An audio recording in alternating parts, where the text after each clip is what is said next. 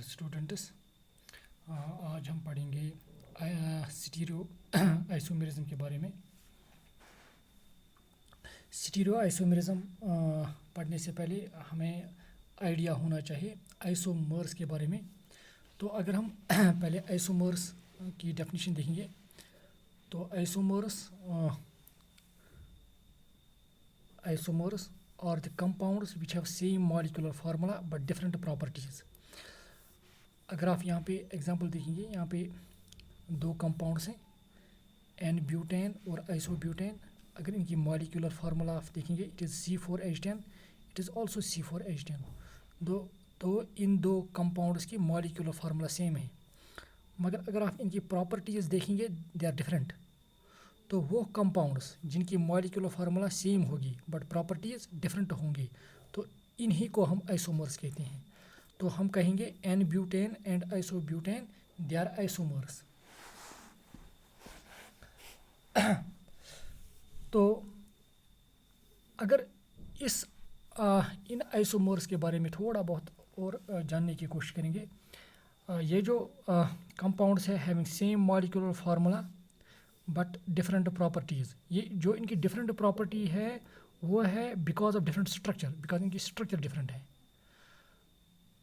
तो जब हम उन आइसोमर्स की बात करें जिनकी मॉलिक्यूलर फार्मूला सेम है बट डिफरेंट प्रॉपर्टीज़ हैं due to different structures, then they are called structural isomers. तो ये इनफैक्ट एग्जांपल है स्ट्रक्चरल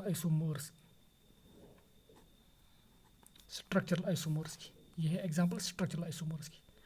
और एक और टाइप है इन आइसोमर्स का, जैसे कि यहाँ पे मैंने एग्जांपल दी है। ये वो कंपाउंड्स हैं जिनकी अगर आप देखेंगे इनकी मॉलिक्यूलर फार्मूला सेम है C1234, यहाँ पे C4H314 + 4H8, और यहाँ पर भी है मॉलिक्यूलर फार्मूला C4H8। तो अगर आप देखेंगे ये दो कंपाउंड्स हैं जिनकी मॉलिक्यूलर फार्मूला सेम है, इनकी स्ट्रक्चरल फार्मूला भी सेम है। अगर आप देखेंगे जो कनेक्टिविटी है बिटवीन द एटम्स वो सेम है। जिस तरह से यहाँ पे कार्बन कार्बन डबल बॉन्ड है, यहाँ पर भी कार्बन कार्बन डबल बॉन्ड। यहाँ पे एक कार्बन CH3 के साथ अटैच है, दूसरा H के साथ है, यहाँ पर भी CH3H और दूसरा कार्बन भी इसी तरह से CH3H। तो स्ट्रक्चरल फार्मूला है इनकी सेम। तो वो कंपाउंड्स जिनकी मॉलिक्यूलर फार्मूला सेम है, स्ट्रक्चरल फार्मूला भी सेम है, बट इनकी डिफरेंट प्रॉपर्टीज़ होती हैं, ये वो आइसोमर्स हैं जिनकी मॉलिक्यूलर फार्मूला भी सेम है, स्ट्रक्चरल फार्मूला भी सेम है, बट प्रॉपर्टीज़ डिफरेंट है। और जो ये प्रॉपर्टीज़ डिफरेंट है वो है due to different orientation of groups और एटम्स इन स्पेस। मतलब अगर आप यहाँ पे देखिए, यहाँ पे जो सिमिलर ग्रुप्स या हम कहेंगे CH3 ग्रुप्स, ये same side of the double bond है। यहाँ पे यही CH3 groups on the opposite side of double bond है। तो जो orientation of groups in space हैं वो इन दो आइसोमर्स में डिफरेंट है। तो वो आइसोमर्स जिनकी मॉलिक्यूलर फार्मूला सेम है, जिनकी स्ट्रक्चरल फार्मूला सेम है, बट डिफरेंट प्रॉपर्टीज़ हैं उनकी due to different orientation of groups in space, then they are called stereo isomers and the phenomenon is called stereo isomerism. तो ये था stereo isomerism के बारे में। तो हम ये कहेंगे दे आर स्टीरियो आइसोमर्स। तो ये दो एग्जांपल्स हैं स्टीरियो आइसोमर्स की। तो पहले हम स्टीरियो आइसोमेरिज्म को डिफाइन अब करेंगे। Isomers which have same molecular formula, same structural formula but different properties, यहाँ पे मैं लिखूँगा but different properties due to different orientation of atoms or groups in space are called stereoisomers, and the phenomenon is called stereoisomerism. जो ये stereoisomerism है इसकी तीन types हैं। We have 3 types of stereoisomerism. One is conformational isomerism, जो हमें alkanes में मिलता है, that is possible due to free rotation about carbon-carbon single bond. और दूसरा है ऑप्टिकल आइसोमेरिज्म, और third one is that is geometrical isomerism.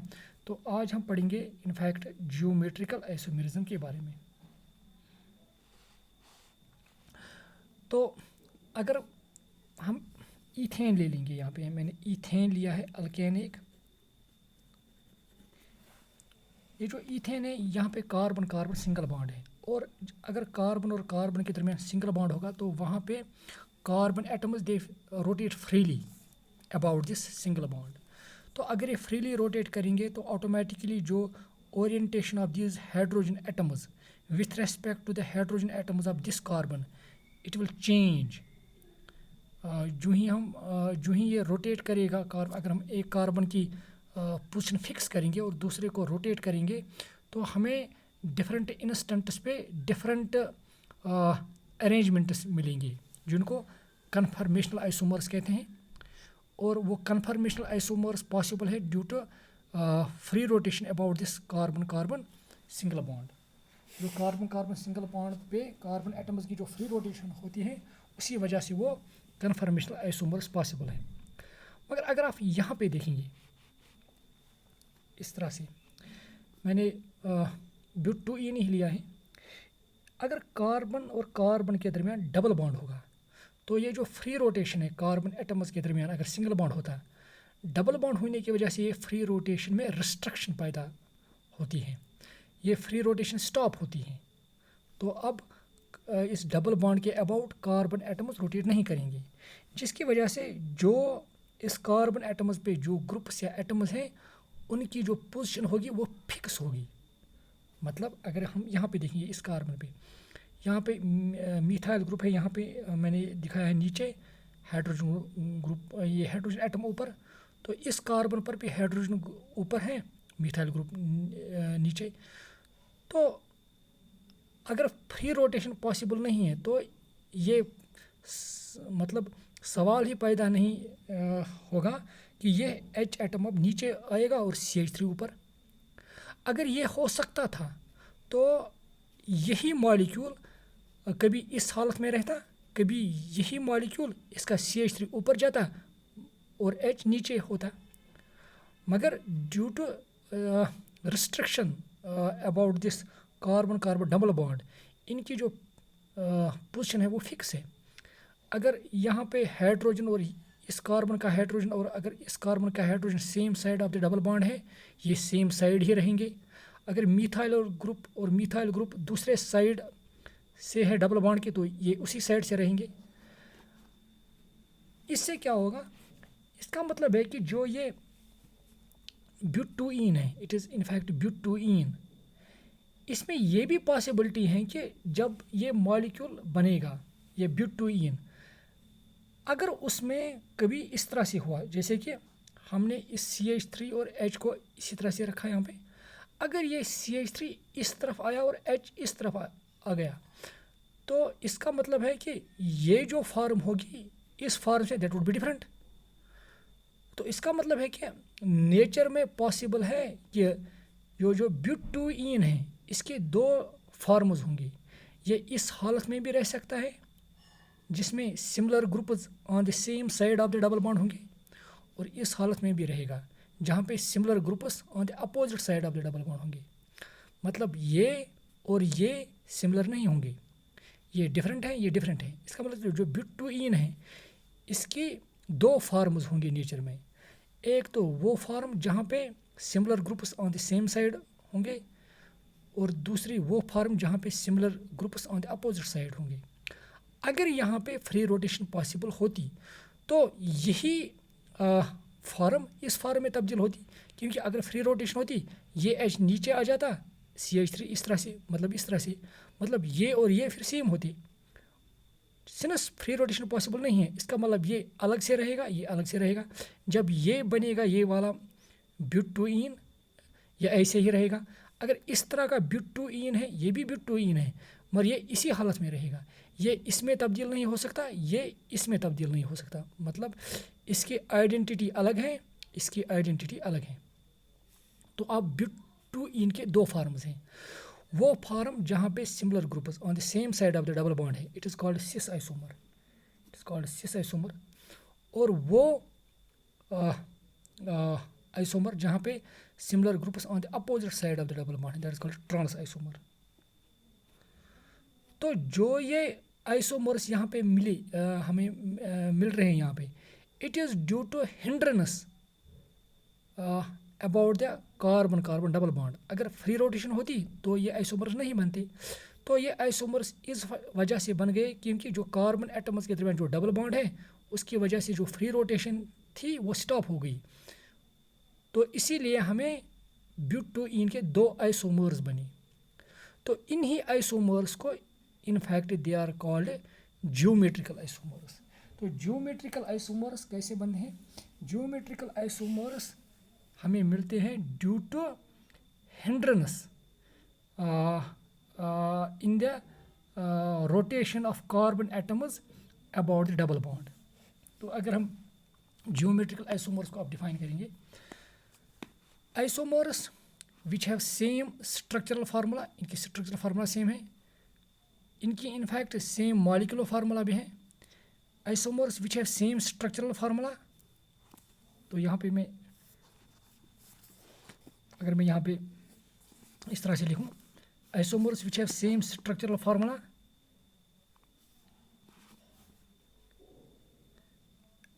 अगर यहाँ पर मैं लिखूँ same molecular formula,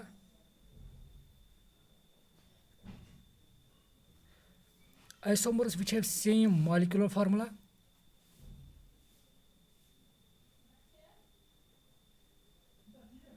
same structural formula, फिर मैं डिफाइन करूँगा isomers which have same molecular formula, इनकी मॉलिक्यूलर फार्मूला सेम है। अगर इसकी मॉलिक्यूलर फार्मूला आप देखेंगे इट वुड बी C4H8, इसकी भी मॉलिक्यूलर फार्मूला है C4H8।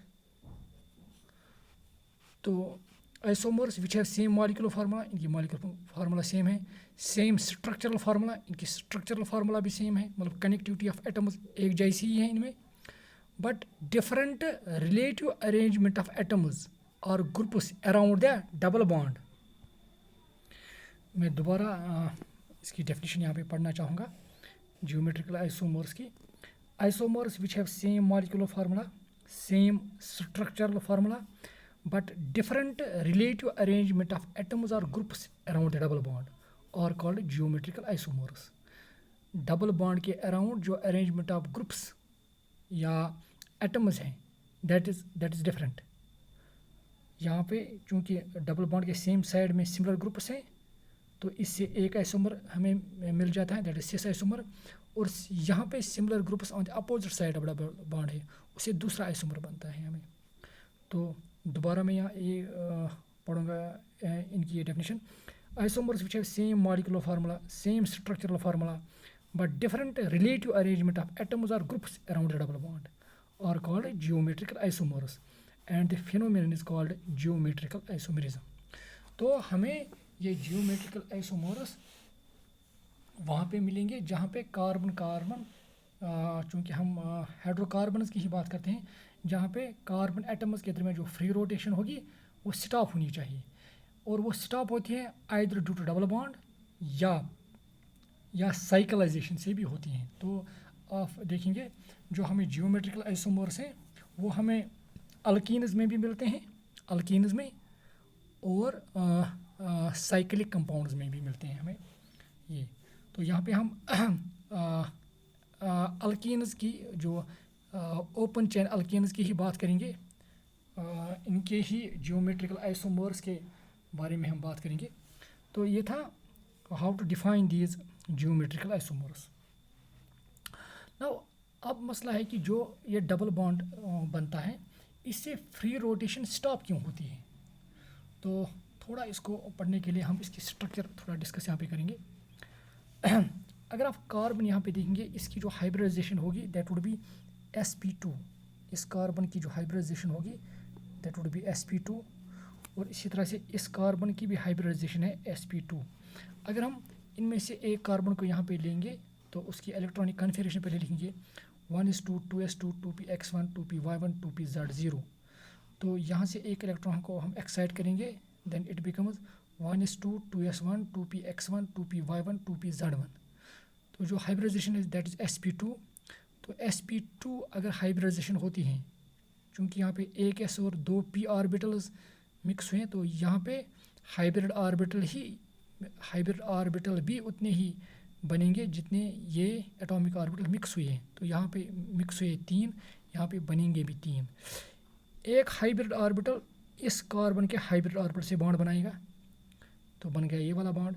एक हाइब्रिड ऑर्बिटल इस हाइड्रोजन के साथ बॉन्ड बनाएगा, और एक हाइब्रिड ऑर्बिटल इस मिथाइल ग्रुप के में जो कार्बन है उसके हाइब्रिड ऑर्बिटल से बॉन्ड बनाएगा। तो इसी तरह से ये कार्बन भी, इसके पास इसकी भी sp2 हाइब्रिडाइजेशन है। एक तो इसके साथ मिक्स होगा एक हाइब्रिड ऑर्बिटल, एक इसके साथ बॉन्ड बनाएगा, तो एक इसके साथ बॉन्ड बनाएगा। तो अब दोनों के पास रहता है फिर 2pz, जिस 2pz में एक इलेक्ट्रॉन है। तो जो ये 2pz है विच इज़ अनहाइब्रिडाइज्ड, ये 2pz परपेंडिकुलर है to the plane containing these 3 hybrid orbitals, क्योंकि इस कार्बन के पास भी 3 हाइब्रिड ऑर्बिटल है, इसके पास भी 3 हाइब्रिड ऑर्बिटल, इसके पास 3 हाइब्रिड ऑर्बिटल है, इस कार्बन के पास भी 3 हाइब्रिड ऑर्बिटल्स हैं। उन हाइब्रिड ऑर्बिटल्स, जो वो हाइब्रिड ऑर्बिटल्स हैं वो प्लेन में होंगे, उस प्लेन के परपेंडिकुलर होंगे ये 2pz और ये 2pz।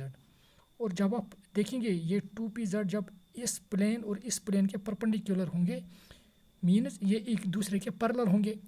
तो अगर 2pz पैरेलल है, तो जिसकी वजह से ये आपस में ओवरलैप करके पाई बॉन्ड बनाएंगे, जो हमें पता है।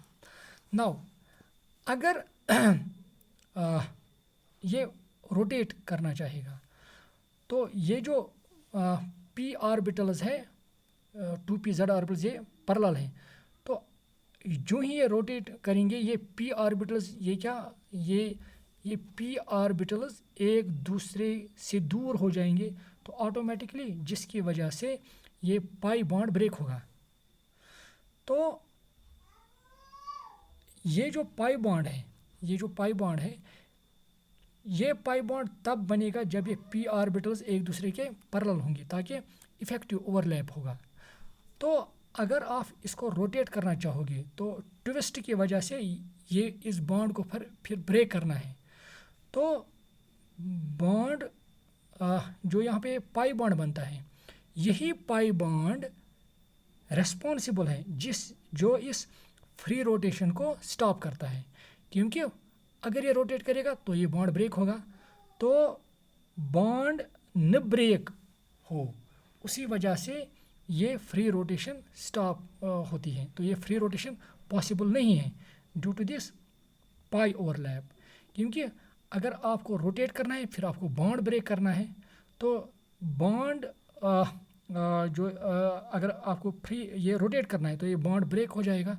तो इसका मतलब है कि आप फ्री रोटेशन यहाँ पे नहीं कर सकते हैं। मतलब एक्चुअली बॉन्ड जो ब्रेक करना है, ये इनफैक्ट जो इन्वायरमेंटल में एनर्जी होगी अंडर रूम टेम्परेचर, उसी को ब्रेक करना है ये पाई बॉन्ड, तो फिर फ्री रोटेशन हो सकती है। इन्वायरमेंट में एट रूम टेम्परेचर जो इस पाई बॉन्ड को एनर्जी चाहिए that is 251 kilo joule per mole. इस बॉन्ड को ब्रेक करने के लिए जो एनर्जी चाहिए that is 251 kilo joule per मोल, वो रूम टेम्परेचर पे अवेलेबल नहीं होती है, और जिसकी वजह से ये पाई बॉन्ड ब्रेक नहीं होगा। और अगर पाई बॉन्ड ब्रेक नहीं होगा मतलब जो इस कार्बन एटम्स पे जो ग्रुप्स होगी उनकी पोजीशन फिक्स होगी। अगर similar groups on the same side है डबल बॉन्ड के तो वो सिस आइसोमर कहलाएगा, अगर similar groups on the opposite side है तो वो ट्रांस आइसोमर कहलाएगा। तो इस तरह से हम समझा सकते हैं कि ये फ्री रोटेशन क्यों नहीं होती है, that is because of this pi bond. Now जो ये जियोमेट्रिकल आइसोमर्स हैं, अगर similar groups on the same side of the double bond होगी then it is called cis isomer, अगर similar groups on the opposite side of the double bond होगी that is called trans isomer. तो cis isomer और trans isomer होने की वजह से इस जियोमेट्रिकल आइसोमेरिज्म को एक और नाम से भी जाना जाता है, it is also called cis trans isomerism. Now इस जियोमेट्रिकल आइसोमर्स की कुछ प्रॉपर्टीज़ हैं जो हम यहाँ पे डिस्कस करना चाहेंगे। एक तो मेल्टिंग पॉइंट है। अगर आप यहाँ पे ब्यूट-टू-ईन ही लेंगे, सिस आइसोमर और ट्रांस आइसोमर, यहाँ पे इसकी दो, आप देखेंगे इनके मेल्टिंग पॉइंट्स डिफरेंट होंगे। तो डिफरेंट क्यों हो गए वो हम एक्सप्लेन कर सकते हैं on the base of symmetry. अगर आप यहाँ पे देंगे इस सिस आइसोमर में, इसमें similar groups on the same side of the double bond है। अगर हम यहाँ पे मिथाइल ग्रुप की बात करेंगे, मतलब बल्कि groups are present on the same side of double bond, यहाँ पे बल्कि groups are present on the opposite side, मतलब ये मॉलिक्यूल मोर सिमेट्रिकल है देन दिस मॉलिक्यूल। ये जो मॉलिक्यूल है हम symmetry it is synonymous to beauty, जो आपको मतलब जहाँ पे बल्कि ग्रुप एक ही साइड में होंगे, it would be less symmetrical than अगर ये बल्कि ग्रुप थोड़ा अपोजिट साइड में होंगे। तो ये मॉलिक्यूल है it is more symmetrical than this. एक और तरीका है कि अगर आप इस मॉलिक्यूल का यहाँ कार्बन कार्बन जो डबल बॉन्ड है यहाँ पे सेंटर पॉइंट ले लोगे, तो अगर आप इस कार्बन से एक लाइन खींचोगे यहाँ तक, अगर मैं इस तरह से दिखाऊँ, ये एक लाइन में खींचूंगा, तो अगर मैं इसी लाइन को एक्सट्रापोलेट करूँगा विद सेम डिस्टेंस, तो एक तरीका इसकी सिमेट्री चेक करने का, अगर हम इस मॉलिक्यूल का सेंटर ले लेंगे और सेंटर से एक लाइन खींचेंगे एक लेट इस कार्बन एटम की तरफ, let the distance from the centre to C is X. अगर हम बस एक्स डिस्टेंस इस लाइन को एक्सट्रापोलेट करेंगे लेट इस साइड, तो हमें एग्जैक्टली एक्स डिस्टेंस पर ही दूसरा CH3 मिलेगा। यहाँ पे CH3, यहाँ पे भी CH3।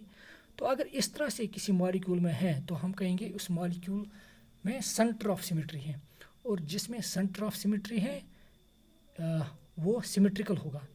तो अगर आप इस यहाँ पे देखेंगे, अगर आप एक लाइन खींचेंगे इस साइड से late the distance is X, अगर आप इसी लाइन को एक्सट्रापोलेट करेंगे after distance x you will not get the CH3 और C, you will get the different atom.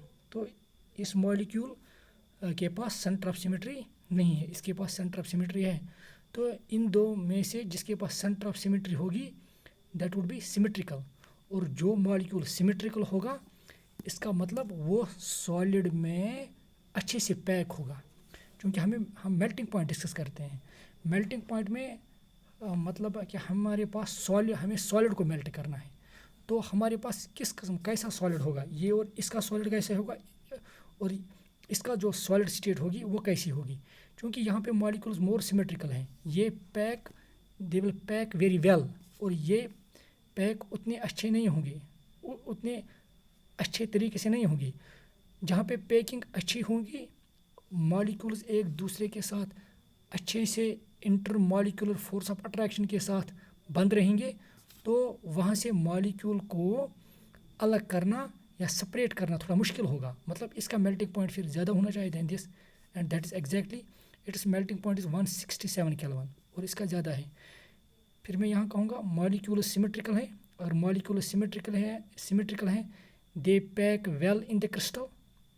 तो अगर ये पैक अच्छे से क्रिस्टल में होते हैं तो इनको अलग करना, मेल्ट करना मुश्किल है बनिस्बत उस क्रिस्टल के मॉलिक्यूल से जहाँ पे मॉलिक्यूल्स अच्छे से पैक नहीं हैं। अगर वो लूजली पैक है तो उनको सेपरेट करना आसान है। तो दैट इज़ द रीज़न इसका मेल्टिंग पॉइंट ज़्यादा आएगा ट्रांस आइसोमर का, और इसका कम आएगा। Now solubility can be also explained on the same concept। अगर सॉलिड में मॉलिक्यूल्स की पैकिंग अच्छी है तो इसका मतलब इसको सेपरेट करना, सॉल्युबलाइज करना मुश्किल है। तो अगर पैकिंग लूज़ है या इंटरमॉलिक्यूलर फोर्स ऑफ अट्रैक्शन उतने ज़्यादा नहीं है मॉलिक्यूल्स के दरमियान, तो इसका मतलब उसको सॉल्युबलाइज करना आसान है। तो यहाँ पे पैकिंग अच्छी नहीं है तो इसको सॉल्युबलाइज करना आसान है, इसकी पैकिंग ज़्यादा स्ट्रांग है तो इसको सॉल्युबलाइज करना मुश्किल है। दैट इज़ द रीज़न अगर आप सिस आइसोमर और ट्रांस आइसोमर ब्यूट-टू-ईन के सिस और ट्रांस आइसोमर की बात करेंगे, you will find sis isomer has more solubility, इसकी सॉल्युबिलिटी ज़्यादा होगी दैन ट्रांस आइसोमर। तो नाउ एक और डाइपोल मोमेंट, अगर हम डाइपोल मोमेंट की बात करेंगे, इन ही दो आइसोमर्स को की एग्जांपल हम ले लेंगे। इस कार्बन की हाइब्रिडाइजेशन होगी sp2 जो आप डिटरमाइन कर सकते हैं, इसकी है sp3। आप याद रखेंगे जितना s कैरेक्टर ज़्यादा होगा तो यहाँ पे जो s कैरेक्टर होगा दैट वुड बी अराउंड 33%, और जो यहाँ पे s कैरेक्टर है दैट इज़ 25%। जितना s कैरेक्टर ज़्यादा होगा उतनी इलेक्ट्रोनेगेटिविटी ज़्यादा होगी। तो इस कार्बन और इस कार्बन के दरमियान जो इलेक्ट्रोनेगेटिविटी ज़्यादा होगी वो इस कार्बन की ज़्यादा होगी, इसकी कम होगी। तो अगर इसकी ज़्यादा है तो इसमें नेगेटिव चार्ज इस पे आएगी, तो इस पे पॉजिटिव, तो मतलब ये बॉन्ड होगा पोलर। तो अगर ये बॉन्ड है पोलर तो इसका हम डाइपोल मोमेंट इस बॉन्ड का होगा, जिसको हम उसको हम रिप्रेजेंट करते हैं बाय वेक्टर, और उस वेक्टर का जो टेल है वो पॉजिटिव एंड से लेकर जो इसका हेड होना चाहिए टुवर्ड्स द नेगेटिव। तो ये वेक्टर रिप्रेजेंट करता है polarity of this bond. Now अगर आप ये देखें, इसी तरह से ये देखें, ये कार्बन CH3, यहाँ पर भी इसकी इलेक्ट्रोनेगेटिविटी कम होगी, इसकी ज़्यादा होगी, तो यहाँ पे नेगेटिव, यहाँ पे पॉजिटिव, तो यहाँ पे वेक्टर रिप्रेजेंट करेगा पोलरिटी ऑफ दिस बॉन्ड। तो चूँकि हम पोलरिटी रिप्रेजेंट कर, जो ये पोलरिटी है इसको हम रिप्रेजेंट करते हैं बाय डाइपोल मोमेंट, इसको हम डाइपोल मोमेंट से रिप्रेजेंट करते हैं। तो अगर आप ये डाइपोल मोमेंट है जिनको हम रिप्रेजेंट करते हैं वेक्टर से, ये वेक्टर एक दूसरे के एग्जैक्टली अपोजिट डायरेक्शन में नहीं है। तो इसका मतलब अगर आप ये दो वेक्टर्स देखेंगे इनका रिजल्टेंट वेक्टर निकलेगा। तो अगर रिजल्टेंट वेक्टर निकलता है तो इसका मतलब है इस मॉलिक्यूल का कुछ न कुछ डाइपोल मोमेंट होगा, मतलब इस मॉलिक्यूल का डाइपोल मोमेंट होगा। देखिए अब यहाँ पे जो मिथाइल ग्रुप से they are present on the opposite side.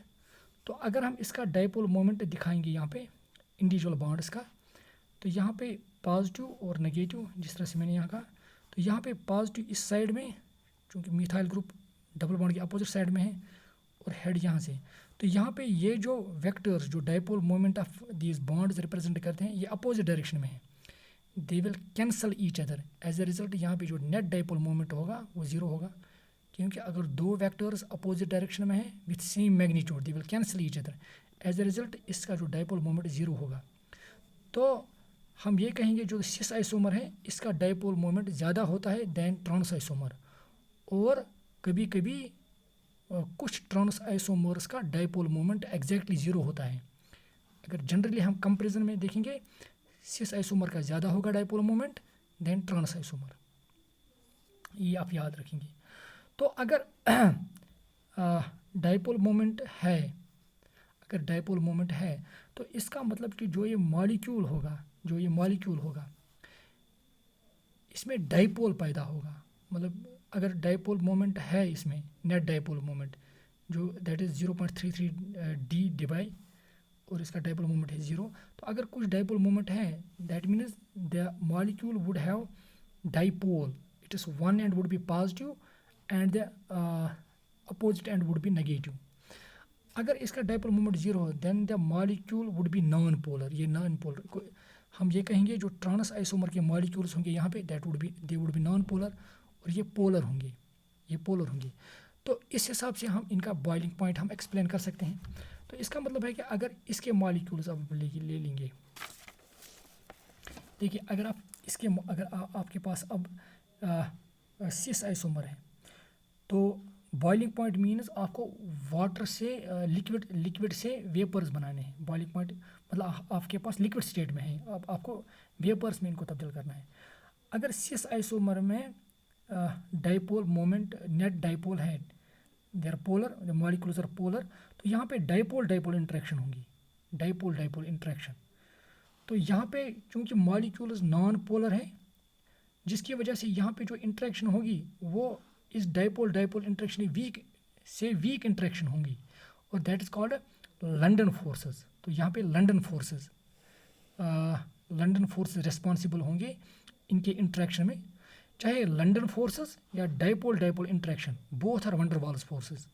ये भी वंडर वाल्स फोर्स है, ये भी वंडर वाल्स फोर्स है, but this dipole interaction is stronger van der Waals force than London force.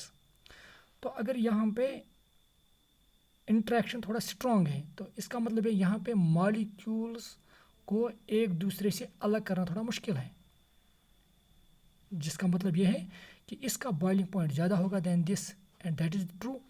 Boiling point of cis isomer is more than trans isomer. तो in fact अगर आप सिस ब्यूटुइन का